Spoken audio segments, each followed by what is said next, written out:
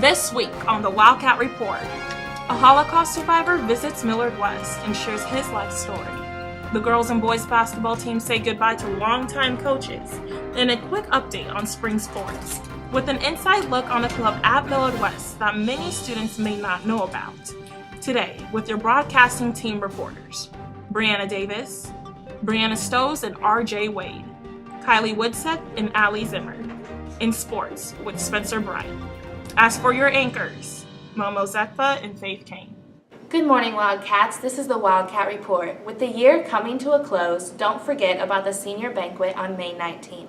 Tickets will be sold in the administration office May 14th through the 16th for $20. Then also, as advised, skip the jeans. This is a formal event.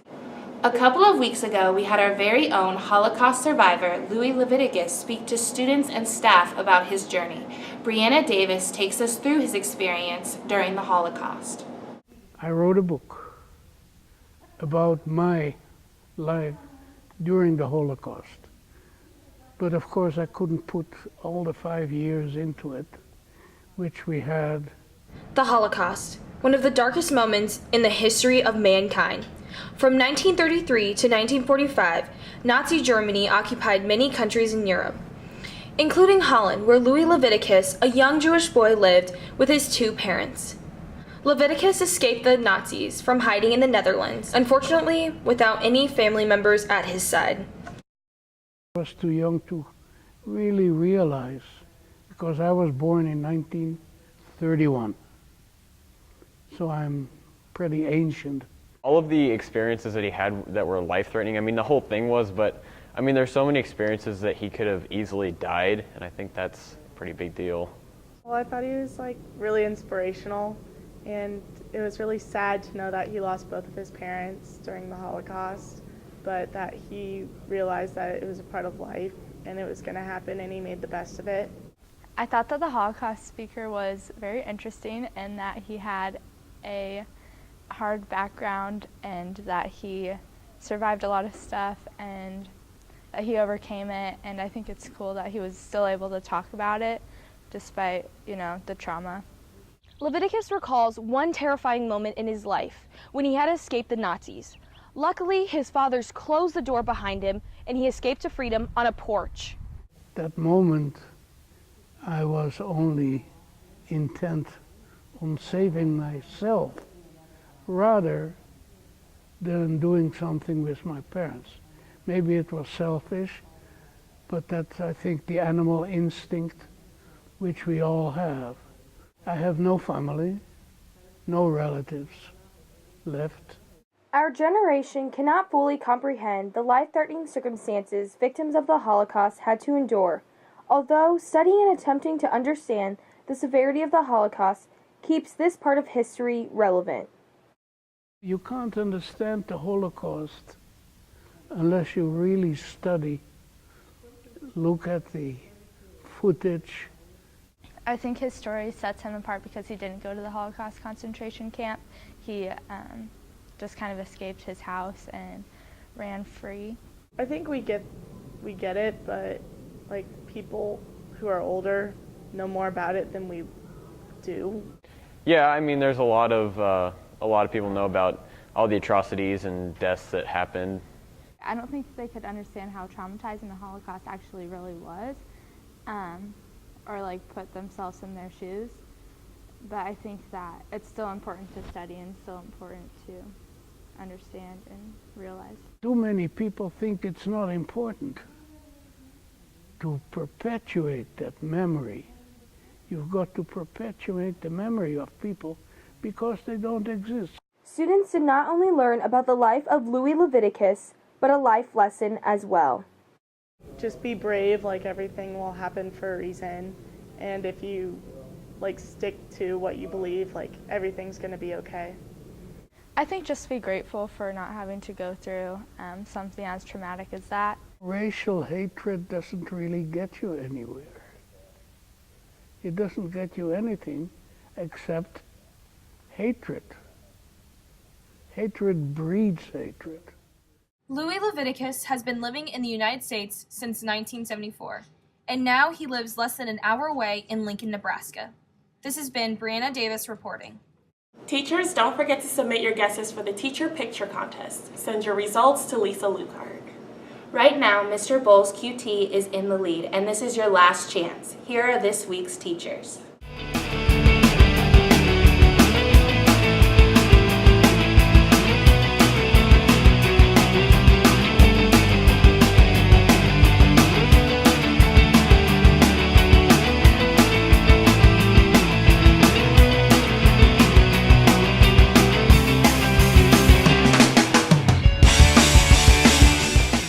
On May 2nd, HOSA hosted a spring blood drive in memory of Mr. Johnston. A total of 163 units were collected, a Millard West High School record. Since the school opened in 1995, many of the same coaches and teachers have taught here since then. But unfortunately, this year we are losing many of the girls' basketball coaches and boys. RJ Wade and Brianna Stohs gives us one last goodbye. A big change has occurred this year in the basketball department of Millard West. Coming off a very successful season, including his 400th win, varsity girls head coach Kip Colony has decided to step down after 19 years, finishing with a more than impressive record. 4 other basketball coaches, including Coach Mustard from the men's side, are also leaving Millard West. It's been a successful program, and we've got a lot of kids that are coming back that are very, very talented, a lot of kids that are coming in extremely talented. He's a great coach. He taught us a lot about the sport. You know, it's definitely a change. We weren't expecting it whatsoever. So when we found out, I think it was a couple weeks ago, we were definitely shocked. I don't know, hopefully it'll be a good change. We're really happy for him, but obviously we're very sad as well. Oh, it'll be difficult. I've been here for 19 years, and the kids are awesome. I'm going to really miss the teaching and the coaching part of it. But I'm going to move on to some new challenges, so I'm excited about that. I just remember during one game, he called a timeout within, I think, 30 seconds of the first quarter. We were playing awful. And he comes up and he's like, yelling at us, and he accidentally spit on one of the girls. And I mean, unlike Colony, he just started laughing right in the middle of the game. And it was really awkward, but it worked. He was in a better mood, and we ended up winning the game, so it worked out. Coach Colony will be an assistant principal at Millard South come next basketball season, and ex-Bellevue West head coach Mark Kruger will return to the sideline this year, replacing Colony with a fresh start at Millard West. I'll be watching them out of the corner of my eye and wishing them the best of luck and for successful years to come.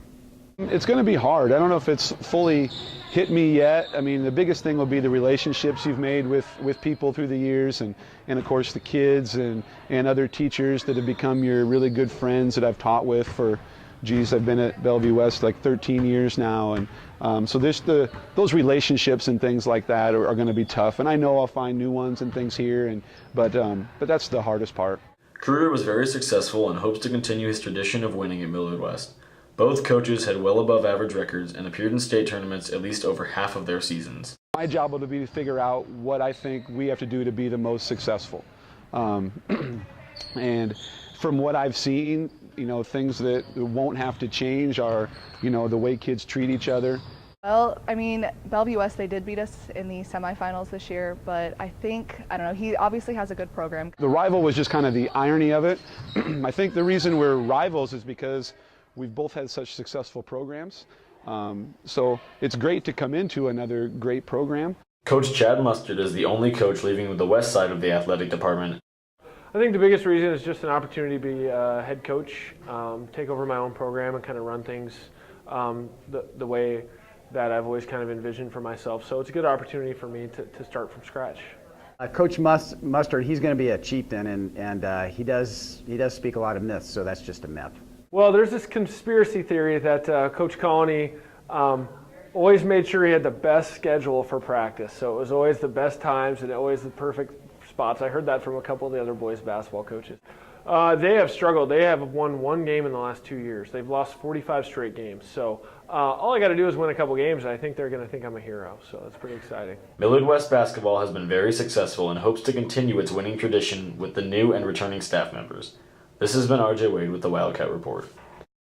For all students interested in taking the AP US and AP Lang class, there is a mandatory meeting May 22nd.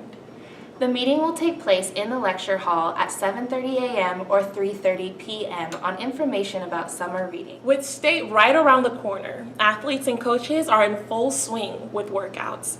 We head to Spencer Bright with an update on the Sports Corner.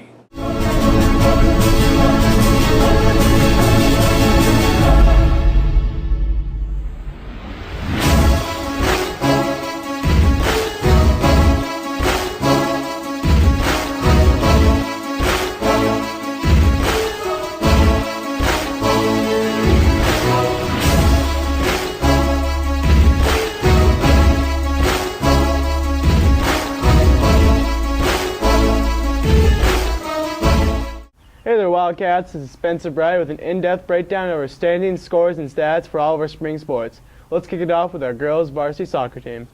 The team is in a tough race for the top spot in state, and they're going into the tournament as a number 3 ranked team.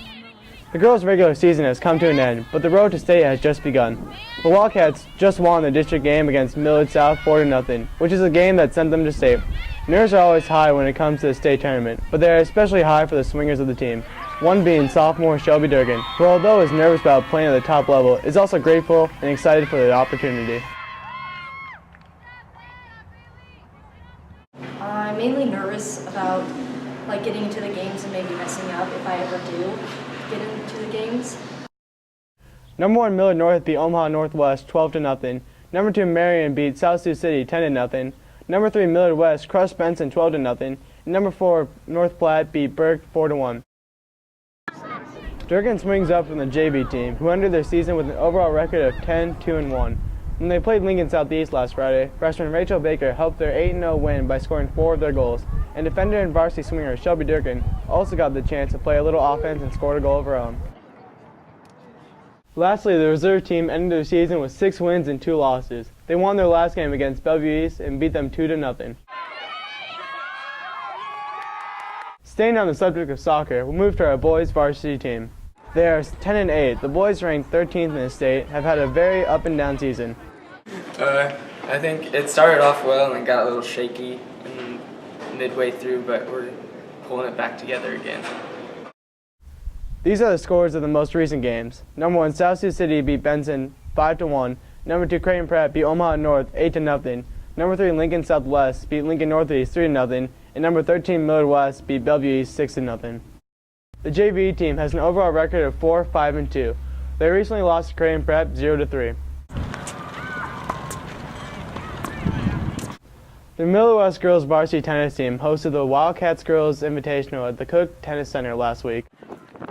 Over 10 high school teams gathered to compete. Among some of the winners in the doubles include seniors Marissa Calabro and Alyssa Cohen, defeating Norfolk, Columbus, and Millard North, and junior Casey Aston paired with Sierra Foley to beat Lincoln Northeast. The singles winners were defending state champion Jenna Krager, beating Lincoln Northeast, and junior Rashika Knott, beating Lincoln Southeast and Omaha North. The varsity track and field team attended the Bellevue West T-Bird Invitational on May 2nd. Both the boys and the girls took first place. The girls scored a total of 141 points, and the boys ended with 107.7 points. Among the first-place athletes include senior Andrea Anderson, who's taken her pole vaulting past her high school career and attending college for a talent on a scholarship. The level of difficulty is going to be a lot different because it's going to be more of a year-round type of thing. There's going to be lifting in the fall and then indoor season, then outdoor season. So it's going to be more of a year-round commitment rather than just springtime.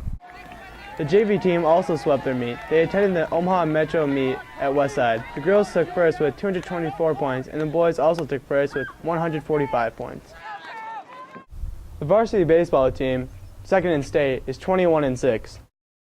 This week, they defeated Omaha Central 8-3, along with number 1 Westside beating Papillion La Vista 4-2, number 3 Creighton Pratt beating Elkhorn 3-1, and number 4 Millard South losing to Millard North in a forfeit. Junior Jake Casares knows that the state tournament for them at the end of the season will be a tough one with lots of talented teams. State tournament is probably everyone because you're fighting to play on it. The JV1 team holds an overall 22 record, recently beating Papillion La Vista South 10-5. JV2 is 3-4-1 and played their last game on May 7th against Papillion La Vista. Finally, Reserve ended their season with 10 wins and 7 losses. Rounding things off is our boys varsity lacrosse team. The boys continue to hold an undefeated record in regular league play. They have been annihilating almost every team they played. They traveled down to Lincoln last Friday to win their game against Lincoln 17-4, immediately followed by a 21-3 win on Saturday. Hard work and a well-rounded team is the key to these blowout games. Senior Connor McMartin explains more on the reasons behind their success. We have a lot of seniors that have been putting in a lot of work, and everyone on the team has been working hard. And our goalie is pretty awesome. So the last regular season game before state play is against Lincoln on May 23rd. This has been Spencer Bright with the Wildcat Sports Corner. Thanks for watching and have a fantastic day. We want to give a congratulations to the international DECA winners, top 20 and top 30. Congratulations to Spencer Call and Sarah Baker, who placed in the top 20 for tourism and hospitality. A few weeks ago, the drama department put on the comedy MASH. It is based off a TV series during the Korean War. Director Brooke Phillips said it was one of the biggest casts she has ever worked with over 30 members. Lead roles were played by Monte Montalegre, Landry Matthews, and Zach Peters. Many students may not know much about politics, but for a club here at Millard West, politics is their specialty. Kylie, Widseth, and Zimmer give us an insight on what Political Roundtable really is. Tensions in Russia, minimum wage, and other current issues come together for a new resurrection of an old club, Political Roundtable. A unilateral embargo. We're not talking about having a military invasion towards nationalistic businesses.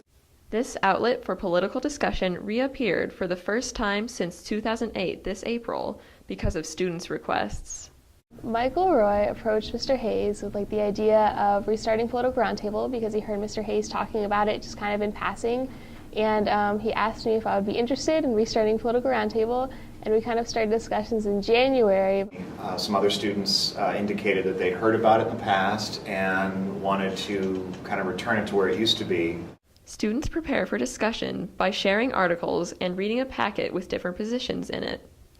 At meetings, they come together to get organized and then split according to the position they take on the day's issue. Then the discussion begins. It's talking about stuff that mattered to us, the students, and what's happening all around, not just in Omaha, but in the rest of the United States and the rest of the world too.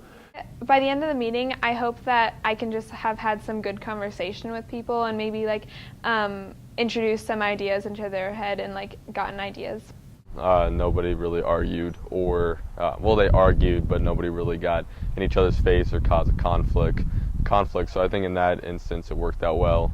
A break in the tension comes when club members take a pause to eat cereal with some milk. Yes, this is excellent. I think it's a nice incentive for people to join, and then also who's not hungry at the end of the day. Despite these quirks, the club aims to tackle some major issues in the short time that remains this year, as well as bringing them next year. In the past, they've held mock elections, so I know it's not going to be in the year I'm going to be going to school, but I would like to set it up so next year during the 2016 election, it'll be really easy for people to come in and do this mock election. I kind of like to lead the groundwork and make Political Roundtable one of the best known clubs in Millard West to try and be up there when it comes to any other club in the school. The added political discussions offer an opportunity that is usually reserved only for certain classes. I think in class, for example, the AP English classes, it's more comparing politics to the work and what the work has to, the literature has to say about them. And then in Political Roundtable, it's more of a debate. And I think it's important to take what we learn in class and apply it to things that are happening in everyday life and talk about that with other kids that are going through the same things.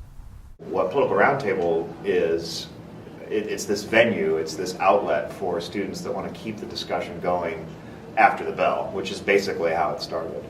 Some members view the club as a necessary outlet and a way to interest the student body in current events. I think it's a good idea to have civil discourse, not just in the school, but in our own community as well. Whether you're interested in it or not, it's going to affect you. So you might as well try and learn the machinery that is impacting your life. So for those who like a good discussion, Political Roundtable offers a new extracurricular option. Interested students can attend 2 more meetings on Wednesdays after school in room 242. Remember, we only have a few more broadcasts, which means we only have a few more days left of school. That's all that we have for you, Wildcats. This is Faith Cain and Momo Zepka with the Wildcat Report.